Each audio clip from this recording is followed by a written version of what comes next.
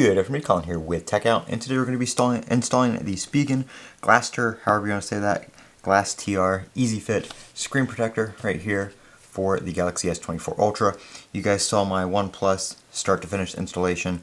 I really like the OnePlus screen protectors, but for the purpose of review, I will be checking these out as well. Now, these are not sent to me by Spigen. I did buy these myself on Amazon, but I usually use these as my go-to until I have the Whitestone Dome ones, because they usually send those out. So if I don't have any of those on hand, I'll buy these on Amazon, just because they are like 20 bucks.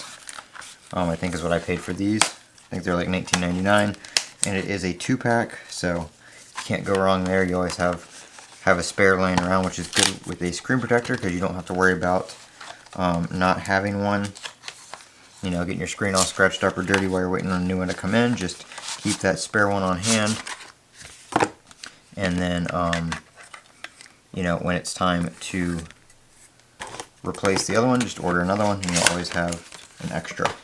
So here we go, we have the tools. They do tell you a little bit about the fingerprint thing, how to improve the recognition, so we'll try that out and see if we have any issues.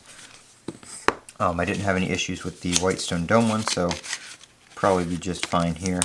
I'm going to take out our materials here: cleaning cloth, dust removal sticker, and going to put the extras back in the package for the second one. Alright, so we're going to move this off to the side here real quick, and we're just going to give this a quick wipe down. I just took off the other screen protector, so there shouldn't be too much on it here. Alright, just make sure we get any smudges off. We're going to go ahead and take this and give it a wipe down as well.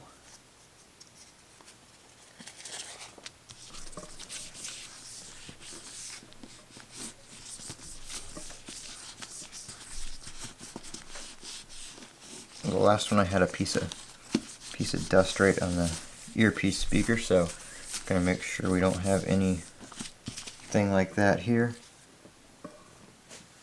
And chuck that over in the trash. I really like the ones that have these giant dust removal stickers, so you can kind of just go over the whole screen at one time. It doesn't take forever.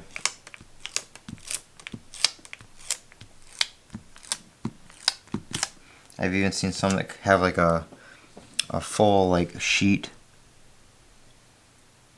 that goes over the whole entire screen at the same time, and you just pull it off all at once.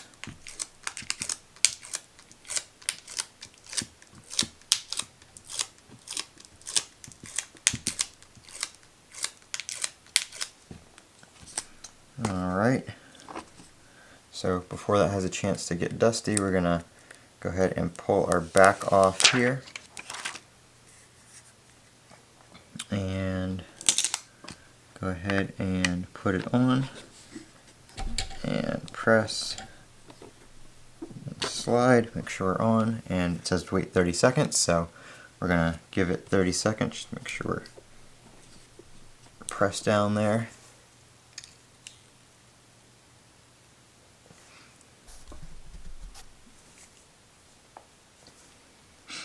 And they do give you this little kind of squeegee thing if you need to squeegee out any bubbles, which you usually don't have to with these, because they usually adhere pretty well on their own, but just in case you do, it is an option. So we're going to go ahead, and it's been about, I'd say 20 seconds, so we'll give it just a little bit longer. Alright, and we're going to grab where it says remove from here. Peel the sticker off. There we go. And that bubble you see right there was just under this protective plastic. It wasn't on the actual screen protector itself. So we do have, looks like a little bubble right here, but it looks like it's right on the edge. So we'll just go ahead and push that out. and maybe a little something right there.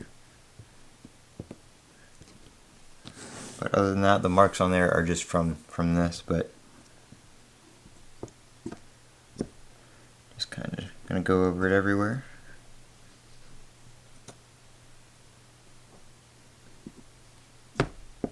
And it looks like, despite our efforts with the dust remover, we do have a little speck of dust right there, but it'll be alright. It doesn't look like it's causing a bubble or anything like that.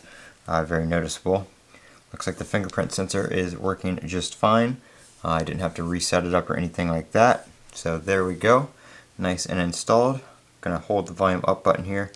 I have that set to turn my always on display back on.